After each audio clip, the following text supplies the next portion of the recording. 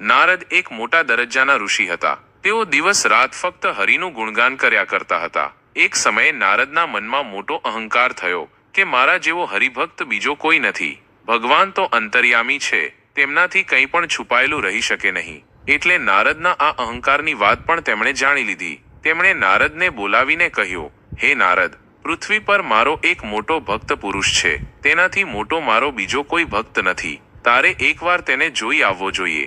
ભગવાન હરિની આ વાત સાંભળીને નારદના મનમાં મોટું દુઃખ થયું. તેઓ પોતાના મનમાં વિચારવા લાગ્યા, ભગવાન આ શું કહે છે? હું દિવસ રાત ફક્ત હરિનું ગુણગાન કરતો ફરું છું. મારા જેવો મોટો ભક્ત કોણ હોઈ શકે? તો પણ તે માણસને જોઈ આવવો યોગ્ય છે.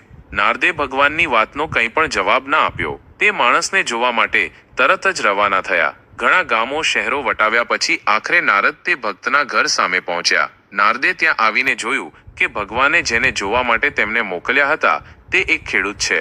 તે સવારે એકવાર શ્રીહરિ કહીને હળ અને બળદ લઈને ખેતરે ચાલ્યો ગયો. તે પછી દિવસભર ખેતીનું કામ કરીને અને સાંજ થતા ઘરે આવીને રાત્રે સૂતા પહેલા એકવાર ફરી શ્રીહરિનું નામ લઈને સૂઈ જતો. નારદ તો એકદમ અવાચક થઈ ગયા અને વિચારવા લાગ્યા કે હું દિવસ રાત હરિનું ગુણગાન કરું છું તો પણ હું સાચો ભક્ત ના થયો અને આ ખેડૂત તેમનો સાચો ભક્ત છે. આ શું વાત છે? ભગવાન પર નારદને મોટો ગુસ્સો આવ્યો. નારદ પાછા વૈકુંઠમાં આવ્યા અને ભગવાનને બોલ્યા, ભગવાન, આ તમારો કેવો વિચાર થયો? અમે દિવસ રાત તમારું જ નામ લઈએ છીએ તો પણ તમારા સાચા ભક્ત ના થયા. પણ તે ખેડૂત જે દિવસ રાતમાં ફક્ત 2 વાર તમારું નામ બોલે છે તે તમારો સાચો ભક્ત થયો. ભગવાન હરિએ નારદની આ વાતનો કંઈ પણ જવાબ ના આપ્યો. તેમણે એક ઘડો તેલ મંગાવીને નારદના હાથમાં આપીને કહ્યું, આ તેલનો ઘડો તમે કૈલાસમાં આપી આવો, પણ સાવધાન રહેજો અને જોજો કે એક ટીપું પણ તેલ માટી પર ના પડે. નારદે ભગવાન હરિ પાસેથી તેલનો ઘડો લઈ લીધો. ઘડો છલોછલ તેલથી ભરેલો હતો. જરાક હાથ હલે તો પણ તેલ માટી પર પડી જવાનો ડર હતો. એટલે નારદ ખૂબ સાવધાનીથી તેલનો ઘડો લઈને કૈલાસ તરફ ચાલ્યા. બીજા દિવસે જ્યારે નારદ તેલનો ઘડો કૈલાસમાં આપીને પાછા ફર્યા ત્યારે ભગવાને તેમને પૂછ્યું, કેમ નારદ, કાલે તમે કેટલી વાર મારું નામ સ્મરણ કર્યું હતું? ભગવાનની વાતના જવાબમાં નારદ ખૂબ ઉદાસ થઈને બોલ્યા, ભગવાન, કાલે તમારા નામને સ્મરણ કરવાનો સમય ક્યાં મળ્યો હતો? તમે જે તેલનો ઘડો આપ્યો હતો તેને સાચવવામાં જ મારો જીવ નીકળી રહ્યો હતો. નારદની વાત સાંભળીને ભગવાન થોડા હસ્યા અને બોલ્યા, નારદ, તમે એક તેલના ઘડાને સાચવવામાં એટલા વ્યસ્ત થઈ ગયા કે આખો દિવસ અને રાતમાં એકવાર પણ મારું નામ સ્મરણ કરવાનો અવસર ના મળ્યો. અને તે ખેડૂત જે દિવસ રાત સંસારની 100 યાતનાઓમાં ફસાયેલો છે, જો આખરે 2 જ વાર મારું સ્મરણ કરે છે અને એક દિવસ પણ નથી ભૂલતો તો વિચાર કરીને જુઓ કે તેના જેવો મારો બીજો કોણ ભક્ત છે? ભગવાન હરિની વાત સાંભળીને નારદ શરમથી ફરી માથું ઊંચું ના કરી શક્યા. સાથે સાથે તેમનો અહંકાર પણ હંમેશા માટે છૂટી ગયો. કોણ કેટલી વાર ભગવાનનું નામ લે છે તેનાથી ભક્તિનો પરિચય નથી થતો. ભક્તિનો પરિચય ત્યારે થાય છે જ્યારે વિઘ્ન અને મુશ્કેલીઓ આવીને ઊભી રહે છે અને તે મુશ્કેલીના દિવસોમાં પણ સંસારની બધી લલચાવનારી વસ્તુઓમાં ફસાયેલા રહીને જે લોકો ઈશ્વરને નથી ભૂલતા તે જ સાચા ભક્ત છે. કોઈ એક ગામમાં એક ખેડૂત રહેતો હતો. ઘણા વખતથી વરસાદ ના પડવાથી પાણીની તંગીને લીધે ખેતરોમાં પાક સુકાવા લાગ્યો હતો. જો 2-4 દિવસમાં પાણી ના વરસે તો એક પણ પાક બચવાની આશા નહોતી. નદીમાંથી કુંડીઓ ખોદીને ખેતરમાં પાણી લાવવા માટે બધા ખેડૂતો બેચેન થઈ ગયા હતા અને સવાર થતાં જ તેઓ કુહાડીઓ લઈને ખેતરમાં કુંડીઓ ખોદવા લાગી ગયા. ઘણા લોકો બપોર પહેલા નાહી ધોઈને ખાવા માટે ઘરે પાછા ફર્યા. પણ એક ખેડૂત પોતાના પાકને બચાવવા માટે નાહવાનું અને ખાવાનું પણ ભૂલી ગયો. તેણે સમયનું કંઈ ધ્યાન ના રાખ્યું અને નદીના પાણીને ખેતરમાં લાવવા માટે એક તરફથી કુંડી ખોદતો જ રહ્યો. તે ખેડૂતની પત્નીએ જોયું કે બપોર થઈ ગયો છે અને હજી સુધી તેનો ધણી ઘરે પાછો નથી આવ્યો તો તેણે પોતાની છોકરીના હાથમાં એક વાટકો તેલ આપીને ખેતરમાં મોકલી. ખેડૂતની છોકરી આવીને બોલી, બાપા, બપોર થઈ ગયો, માએ તેલ મોકલ્યું છે, તેલ લગાવીને નાહી લો ને. ખેડૂત ત્યારે પણ કુંડી ખોદતો જ હતો. તેણે છોકરીની વાતના જવાબમાં કહ્યું, દીકરી, આજે ખેતરમાં જો પાણી નહીં આવે તો એક પણ પાક નહીં બચે. આજે ખેતરમાં પાણી લાવવું જ પડશે. હજી મને નાહવા ખાવાનો સમય નથી. 2 વાગી ગયા હતા તો પણ તે ખેડૂતને નાહવા ખાવાની વાત યાદ ના આવી. સમય જેમ જેમ વધતો ગયો તેમ તેમ તેની પત્ની વધારે બેચેન થતી ગઈ. રસોઈ બસોઈ બધું ઠંડુ પડી ગયું. તે સ્ત્રી હવે કેટલી વાર સુધી રસોઈની રાહ જોતી રહેશે? બેસી બેસીને કંટાળી ગઈ અને આખરે પોતે જ પોતાના ધણીને બોલાવવા માટે ખેતર સુધી આવી. તે પોતાના ધણી પાસે આવીને ખૂબ ઉદાસ સ્વરે બોલી, કેમ ઓ ગૃહસ્થ, આજે હજી સુધી નાહવાનો સમય નથી થયો શું? રસોઈ બસોઈ ઠંડી થઈને બરફ જેવી થઈ ગઈ. હું જોઉં છું કે તમારા બધા કામ હદથી વધારે હોય છે. સારું થયું, બહુ થઈ ગયું. હવે નાહવા ખાવા ચાલો. જે બાકી રહી ગયું છે તે કાલે પણ પૂરું કરી શકો છો. તે ખેડૂત તે સખત તડકામાં પરસેવાથી રેબઝેબ થઈને જોરદાર મહેનતથી કુંડી ખોદતો જ જતો હતો.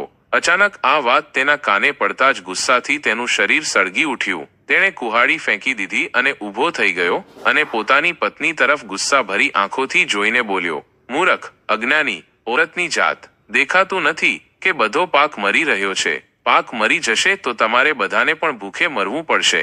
આજે મેં કસમ ખાધી છે કે ખેતરમાં પાણી લાવ્યા વગર પાણી પણ નહીં પીવું. પોતાના ધણીથી ખીજાઈને ખેડૂતની પત્ની ઉદાસ મોઢે ઘરે પાછી આવી અને તે ખેડૂતે દિવસભર મહેનત કરીને આખરે પોતાની પ્રતિજ્ઞા પૂરી કરી જ દીધી. સાંજ થતાં નદીનું પાણી જ્યારે કલકલ કરતું તેના ખેતરમાં પીસવા લાગ્યું ત્યારે તેના હૃદયની અંદર પણ એક અનોખા આનંદનો ધોધ વહેવા લાગ્યો. તે ખેડૂત ઘરે આવીને પોતાની પત્નીને બોલાવીને બોલ્યો, એક ચીલમ તમાકુ અને તેલ લાવ. પત્નીએ તેલ અને તમાકુ આપ્યા. ખેડૂતે ખુશીના મારે મનગમતી તમાકુ પીધી. તે પછી નાહીને ખાવા બેઠો. તે દિવસે તે ખેડૂતને બીજી કોઈ લાગણી કે ચિંતા નહોતી. તે દિવસે તેણે જેવું ડરીને ખાધું હતું તેવી જ ગાઢ ઊંઘ પણ તેને આવી. ત્યાં જ એક બીજો ખેડૂત પણ નદીમાંથી કુંડી ખોદીને પાણી લાવવા માટે આવ્યો હતો, પણ તેની પત્ની આવીને બોલી, દિવસ ઘણો વીતી ગયો, નાહવા ખાવા ચાલો. જ્યારે પત્ની પોતે બોલાવવા આવી હતી ત્યારે તે તેને કેવી રીતે ટાળી શકે? તે એકવાર હસીને બોલ્યો, તું જ્યારે પોતે આટલો ત્રાસ વેઠીને મને બોલાવવા આવી છો તો શું હું હવે ઊભો રહી શકું છું? ચાલો, ચાલીએ. ખેડૂત કુહાડીને ખભે મૂકીને પોતાની પત્નીની પાછળ પાછળ ઘરે ચાલ્યો ગયો. એટલે જ તેને કુંડી ખોદવામાં વાર લાગી અને પાણીની તંગીને લીધે તેના ખેતરનો બધો પાક મરી ગયો. ખાવાનું પીવાનું ભૂલીને મક્કમ પ્રતિજ્ઞા લીધા વગર જેમ નદીમાંથી કુંડી ખોદીને પાણી લાવવું અશક્ય હતું, તેવી જ રીતે ભગવાનને પામવાની પ્રબળ ઈચ્છા વગર તેમને પામવું કોઈ પણ માણસ માટે શક્ય નથી. એક ગોવાલણ નદી પાર જઈને એક પંડિતના ઘરે રોજ દૂધ પહોંચાડતી હતી, પણ હોડીવાળી નાવડીના લીધે તેને રોજ દૂધ લાવવામાં મોડું થઈ જતું હતું.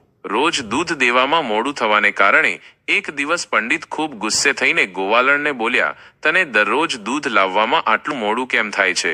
ગોવાલણ બોલી, મહારાજ, શું કરું? જુઓ ને, મારે નદીના પેલે પારથી આવવું પડે છે. ઘાટ પર આવીને હોડીવાળી નાવડી માટે મારે ઘણી વાર સુધી બેસી રહેવું પડે છે, એટલે મોડું થઈ જાય છે. ગોવાલણની વાત પર પંડિત બોલ્યા, ભગવાનનું નામ લઈને માણસ આરામથી દરિયો પણ પાર કરી જાય છે અને તું આ નાની નદી પણ પાર નથી કરી શકતી? ગોવાલણ કંઈ ના બોલી, પણ બીજા દિવસથી તે બરાબર સમયે પંડિતના ઘરે દૂધ પહોંચાડવા લાગી. થોડા દિવસ પછી પંડિતે ગોવાલણને પૂછ્યું, કેમ રે, હવે તને દૂધ લાવવામાં મોડું કેમ નથી થતું? ગોવાલણ બોલી, મહારાજ, હવે મારે હોડીવાળી નાવડી માટે ઘાટ પર નથી બેસવું પડતું. તમારી આજ્ઞા પ્રમાણે હું ભગવાનનું નામ લઈને નદી પાર થઈ જાઉં છું. પંડિતને ગોવાલણની વાત પર વિશ્વાસ ના આવ્યો. ગોવાલણ કેવી રીતે નદી પાર કરી જાય છે તે પોતે જોવા માટે ઉત્સુક થયા. એક દિવસ ગોવાલણ કેવી રીતે નદીના પેલે પાર જાય છે તે જોવા માટે પંડિત તેની સાથે ચાલ્યા. ગોવાલણ નદી કિનારે આવીને એકવાર ભગવાનનું નામ લઈને નદીના પાણી ઉપરથી ચાલવા લાગી. પંડિત તેની પાછળ ચાલ્યા, પણ જ્યારે થોડે દૂર ગયા ત્યારે જોયું કે તેઓ ધીમે ધીમે ડૂબવા લાગ્યા. પંડિતની આ હાલત જોઈને ગોવાલણ બોલી, મહારાજ, આ શું? તમે ભગવાનનું નામ પણ લો છો અને પાણીમાં જે કપડાં ભીંજાય છે તે બધાને પણ સંભાળો છો. હું જોઉં છું કે તમને ભગવાન ઉપર પૂરો વિશ્વાસ નથી. ભગવાન ઉપર અટલ વિશ્વાસ ના રાખવાને કારણે પંડિતની કેવી ખરાબ હાલત થઈ તે તમે લોકો સમજી જ રહ્યા હશો. ભગવાન ઉપર જો પૂરો વિશ્વાસ હોય તો માણસ અઘરામાં અઘરું અશક્ય કામ પણ શક્ય કરી શકે છે. અર્જુન અને શ્રી કૃષ્ણ. હું શ્રી કૃષ્ણને સૌથી વધારે પ્રેમ કરું છું. હું શ્રી કૃષ્ણની સૌથી વધારે ભક્તિ કરું છું. એવું વિચારતા વિચારતા અર્જુનના મનમાં એક દિવસ થોડોક અહંકાર આવી ગયો. ભગવાન શ્રી કૃષ્ણ તો અંતર્યામી, મનની વાત જાણનારા હતા. તેમણે તરત જ આ વાત જાણી લીધી. અહંકારથી મોટો માણસ માટે બીજો કોઈ દોષ નથી. એટલે જ એક દિવસ શ્રી કૃષ્ણે અર્જુનને બોલાવીને કહ્યું, ચાલ અર્જુન, થોડું ફરી આવીએ. બંને જણ ફરવા માટે બહાર નીકળ્યા. થોડે દૂર નીકળ્યા પછી જ અર્જુને જોયું કે એક બ્રાહ્મણ સૂકું ઘાસ ખાઈ રહ્યો છે અને તેના કમરમાં એક તલવાર લટકી રહી છે. બ્રાહ્મણ સૂકું ઘાસ કેમ ખાય છે એ સમજવામાં અર્જુનને વાર ના લાગી. અર્જુને સમજ્યું કે વિષ્ણુનો ભક્ત આ બ્રાહ્મણ છે અને તેણે અહિંસા રૂપી પરમ ધર્મ ગ્રહણ કર્યો છે. લીલાંછમ ઘાસમાં જીવ હોય છે એટલે સૂકું ઘાસ ખાય છે, પણ બ્રાહ્મણના કમરમાં તલવાર કેમ બાંધેલી છે એ વાત તે સમજી ના શક્યો. તે ખૂબ નવાઈ પામીને શ્રી કૃષ્ણને પૂછવા લાગ્યો, મિત્ર, આ શું વાત છે? નાના જીવની જાન ના જાય એટલે તો આ સૂકું ઘાસ ચાવે છે, પણ તેના કમરમાં તલવાર કેમ લટકી રહી છે? શ્રી કૃષ્ણે અર્જુનને કહ્યું, એટલા માટે મિત્ર, ચાલ ચાલીએ અને તે બ્રાહ્મણ પાસેથી જ પૂછીએ, જેથી બધી વાતો ખબર પડી જાય. ભગવાન શ્રી કૃષ્ણના કહ્યા પ્રમાણે અર્જુને બ્રાહ્મણ પાસે જઈને પૂછ્યું, હે બ્રાહ્મણ, જીવની હત્યાનું પાપ લાગશે એ ડરથી તો તમે સૂકું ઘાસ ખાઈ રહ્યા છો, પણ તમારા કમરમાં તલવાર કેમ લટકી રહી છે? તે બ્રાહ્મણે અર્જુનની તરફ ગુસ્સાભરી નજરે જોયું અને પછી કડક અવાજમાં બોલ્યો, હું 4 માણસોને સજા આપવા માટે તલવાર સાથે રાખું છું. જો ક્યારેય તે લોકોને જોઈશ તો તે લોકોને મારાથી બચવાનો કોઈ ઉપાય નહીં રહે. અર્જુન તે બ્રાહ્મણની વાતો સાંભળીને ચૂપ થઈ ગયો અને પછી તેણે પૂછ્યું, તે 4 માણસો કોણ કોણ છે? બ્રાહ્મણે જવાબ આપ્યો, પહેલો તો બદમાશ નારદ છે. અર્જુન, તેણે શું ગુનો કર્યો છે? બ્રાહ્મણ ગુસ્સાથી દાંત પીસીને બોલ્યો, તેનો ગુનો બહુ કઠોર છે. તે અમારા પ્રભુ શ્રી કૃષ્ણ ભગવાન પાસે દિવસ રાત ગાતો રહીને તેમને હેરાન કરે છે. અર્જુન, બીજો કોણ છે? દ્રૌપદી. અર્જુન, તેનો ગુનો બ્રાશૂન્ય, તેનો પણ ગુનો ઓછો નથી. જુઓ તો તેની ઢોંગાઈ. અમારા ભગવાન ભોજન કરવા જઈ રહ્યા હતા ત્યારે શું તેણે બૂમ પાડીને તેમને ચંચળ ના કરી દીધા? દુર્વાસાના શાપથી તેની રક્ષા કરવા માટે ભગવાને ભોજન ફેંકી દીધું અને ત્યારે જ બધા પાંડવો કામ્યક વનમાં મુનિના શાપથી બચ્યા. તે પછી તેણે અમારા પ્રભુને પોતાનું એઠું ખાવા આપ્યું. આટલા મોટા ગુના પર પણ શું હું તેને સજા આપ્યા વગર શાંત રહી શકું? અર્જુન, ત્રીજો કોણ? બ્રાશૂન્ય ત્રીજો પ્રહલાદ છે. ઓછો નથી. તે છોકરાએ તેલના કડાઈમાં પડતી વખતે, હાથીના પગ નીચે આવતી વખતે અને એવી જ રીતે થાંભલામાં છુપાયેલ વખતે તેમને પોકાર્યા અને પોતે પ્રયત્ન કરીને પોતાને બચાવવા ના માંગ્યું. અર્જુન અવાચક થઈ ગયો. તરત જ ફરી પૂછ્યું, બાકી ચોથો કોણ છે? બ્રાહ્મણ ગુસ્સાથી લાલ થઈ ગયો અને ગુસ્સા ભરેલા અવાજમાં બોલ્યો, નિર્લજ અર્જુન. અર્જુન, તેનો ગુનો બ્રાશૂન્ય, તેનો ગુનો બધાથી મોટો છે. તેણે શું મારા ભગવાનને પોતાના રથનો સારથી ના બનાવ્યો? ભગવાન પ્રત્યે બ્રાહ્મણની અપાર ભક્તિ જોઈને અર્જુનનું માથું શરમથી આપોઆપ નીચું થઈ ગયું. તે દિવસથી તેમનો બધો અહંકાર છૂટી ગયો. અહંકાર બહુ મોટું પાપ છે. બ્રાહ્મણની ગૌહત્યા. કોઈ એક દેશમાં એક બ્રાહ્મણ રહેતો હતો. તેને બગીચાનો બહુ શોખ હતો. બ્રાહ્મણે પોતાના હાથે એવી સુંદર ફૂલવાડી બનાવી હતી જે બીજી ક્યાંય જોવા મળતી નહોતી. એવા કોઈ પણ સારા ફળના ઝાડ નહોતા જે બ્રાહ્મણે પોતાના બાગમાં ના લગાવ્યા હોય. એક દિવસ એક ગાય તે બાગની અંદર પેસી ગઈ અને બ્રાહ્મણના એક બહુ વહાલા આંબાના ઝાડને સાવ ખાઈ ગઈ. તે સમયે બ્રાહ્મણ થોડે દૂર બેસીને બીજા એક ઝાડના મૂળને વ્યવસ્થિત કરતો હતો.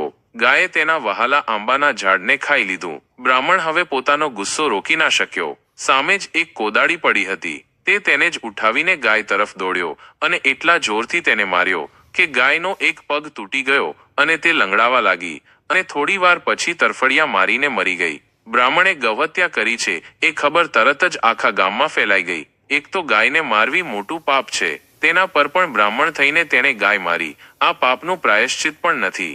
ગામના બધા લોકો ભેગા થઈને બ્રાહ્મણને જાત બહાર કરવા માટે બંદોબસ્ત કરવા લાગ્યા. બ્રાહ્મણ આ મોટી મુશ્કેલીમાં પડીને અને તેનાથી છુટકારો મેળવવાનો કોઈ ઉપાય ના જોઈને બોલ્યો, મેં ગાય મારી છે એવું કોણ કહે છે? ગાય તો મેં નથી મારી. મારા આ હાથે ગાયને મારી છે અને તેને પણ દોષી ઠરાવવો યોગ્ય નથી, કારણ કે આ કામ હાથની તાકાતની બહાર છે. તેનો ગુનેગાર જો કોઈ ઠરાવવામાં આવે તો જેની શક્તિથી આપણો હાથ હલે છે તે જ ગુનેગાર છે. એટલે કે આ ગુના માટે દોષી ભગવાન છે, ના હું છું અને ના મારો હાથ. બ્રાહ્મણ ભગવાને બધા ગુના ઠેરવીને નિશ્ચિંત થઈ ગયો. ત્યાર પછી ભગવાન એક દિવસ વૃદ્ધ બ્રાહ્મણનું રૂપ ધારણ કરીને તે જ બ્રાહ્મણ પાસે આવ્યા. તે સમયે બ્રાહ્મણ તે બાગની અંદર આમ તેમ ફરી રહ્યો હતો. ભગવાને તેને પૂછ્યું, બાવા, આ બાગ કોનો છે? બ્રાહ્મણે તરત જ જવાબ આપ્યો, મારો. ભગવાને કહ્યું, વાહ, તમારો બાગ તો બહુ સુંદર છે. કેવા સરસ સરસ વૃક્ષોથી ભરેલો છે. લાગે છે કે તમારો માળી બહુ હોશિયાર અને મહેનતુ છે. બ્રાહ્મણે જવાબ આપ્યો, માળીવાળી મારી પાસે કોઈ નથી. મેં પોતે જ આ બધા વૃક્ષો લગાવ્યા છે. ભગવાને કહ્યું, શું આ ખરેખર છે? શું આ વૃક્ષો ખરેખર તમારા જ લગાવેલા છે? જો એમ જ હોય તો તમે બહુ જ નિપુણ છો.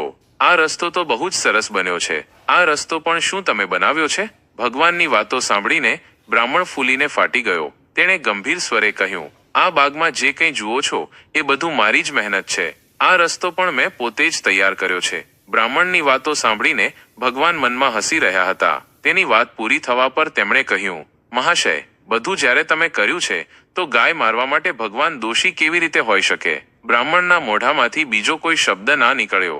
સારા કામોના સમયે જ્યારે પોતાના કામની બડાઈ કરવાનું નથી છોડતા તો ખોટું કામ કરવા માટે ભગવાન દોષી કેવી રીતે હોઈ શકે? વણકર પર વિપત્તિ.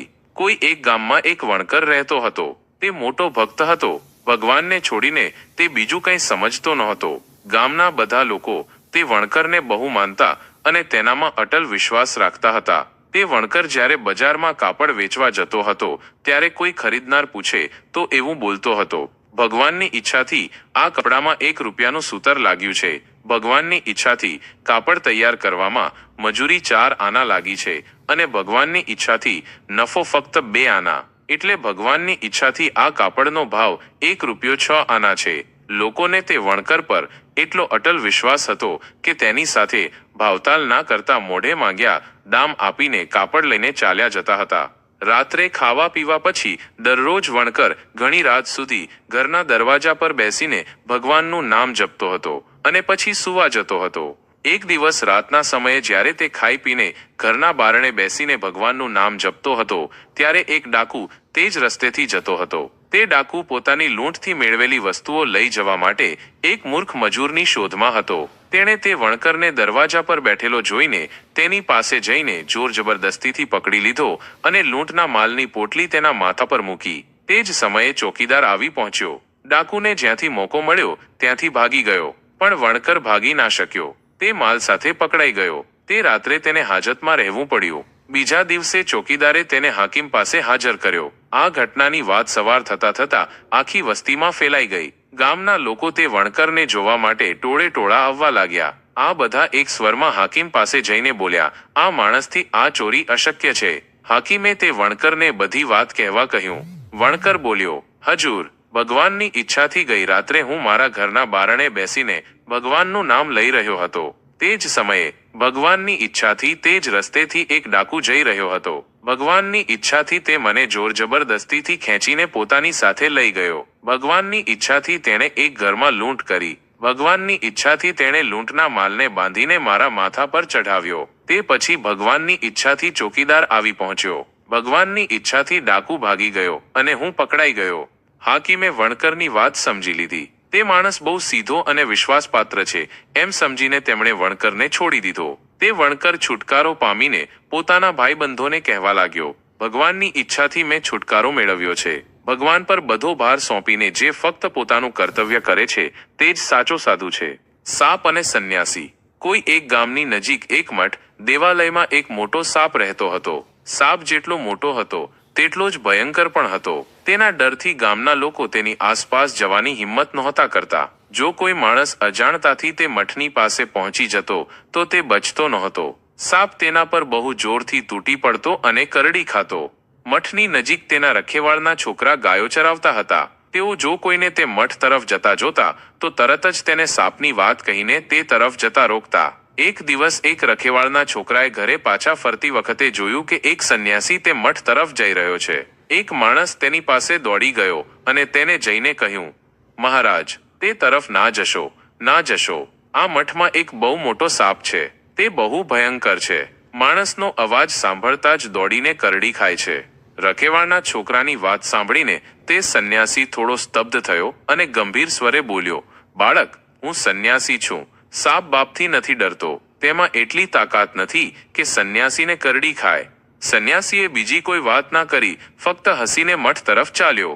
સંન્યાસીએ તેની ના પાડ્યા વગર ચાલ્યો જ ગયો. આ જોઈને તે રખેવાળનો છોકરો ગામમાં પાછો ના ગયો. સાપ શું કરે છે તે જોવા માટે ગાય અને હળ લઈને તે ત્યાં જ ઊભો રહ્યો. સંન્યાસી જેવો જ મઠમાં ઘૂસ્યો તેવો જ તે સાપ ભયંકર ફૂંફાડો કરીને સંન્યાસીને કરડવા માટે દોડ્યો. પણ જ્યારે સંન્યાસીએ તેની તરફ ફરીને જોયું ત્યારે તેનો ફૂંફાડો બંધ થઈ ગયો. તે ફરી ફેણ ઊંચી કરી શક્યો. મરેલાની જેમ સંન્યાસીના પગ સામે પડ્યો રહ્યો. ત્યારે સંન્યાસીએ ગંભીર સ્વરે સાપને કહ્યું, કેમ ભાઈ, શું મને કરડી ખાવા માંગે છે? સાપની ત્યારે એવી હાલત થઈ ગઈ કે તે શરમથી કંઈ ના કરી શક્યો, તેમજ નીચે મોઢું કરીને પડ્યો રહ્યો, જેવી રીતે ફેણ નીચે પાડી હતી. સંન્યાસીએ ફરી કહ્યું, ભાઈ, જો તું પ્રતિજ્ઞા કરે કે હવે ફરી ક્યારે કોઈને નહીં કરડે તો હું તારી પહેલી શક્તિ પાછી આપી શકું છું. સાપ બિચારો ત્યારે શું કરે, અને કોઈ ઉપાય તો હતો જ નહીં. મજબૂર થઈને તેને સંન્યાસી પાસે એવી પ્રતિજ્ઞા કરવી પડી કે હું ભવિષ્યમાં કોઈને નહીં કરડું. સંન્યાસી ત્યારે તેની પહેલી શક્તિ પાછી આપીને પોતાના સ્થાને ચાલ્યા ગયા અને બિચારો સાપ સૂસુ કરતો પોતાના દરમાં ઘૂસી ગયો. સંન્યાસી પાસે તેણે પ્રતિજ્ઞા કરી હતી, એટલે સાપ કેવી રીતે માણસને કરડી શકે? તે અત્યંત સીધાપણુંથી જીવન જીવવા લાગ્યો. સાપના તે અદ્ભુત આચરણને જોઈને રખેવાળના છોકરાએ વિચાર્યું કે સાપનો ઝેરી દાંત નક્કી તૂટી ગયો છે, તેને હવે કંઈ પણ શક્તિ નથી. પછી તે સાપને જોઈને ઢેફા મારવા લાગ્યો, તો પણ સાપને ફેણ ઊંચી કરતો ના જોઈને તેની હિંમત વધારે વધી ગઈ. તેણે એક દિવસ સાપની પૂંછડી પકડીને એવી ફેરવી કે સાપના આખા શરીરના હાડકાં ચૂરેચૂરા થઈ ગયા. તો પણ તે કોઈને કંઈ ના કહેતો. કોઈક રીતે જીવ બચાવીને ભાગ્યો અને તે દરમાં ઘૂસી ગયો. કોઈક સમયે તે જ સંન્યાસી ફરી તે જ મઠમાં આવ્યો. તેણે સાપની તે અવસ્થા જોઈને દુઃખી સ્વરે પૂછ્યું, ભાઈ, તારી આ અવસ્થા કેવી રીતે થઈ? તને કયો રોગ થયો છે?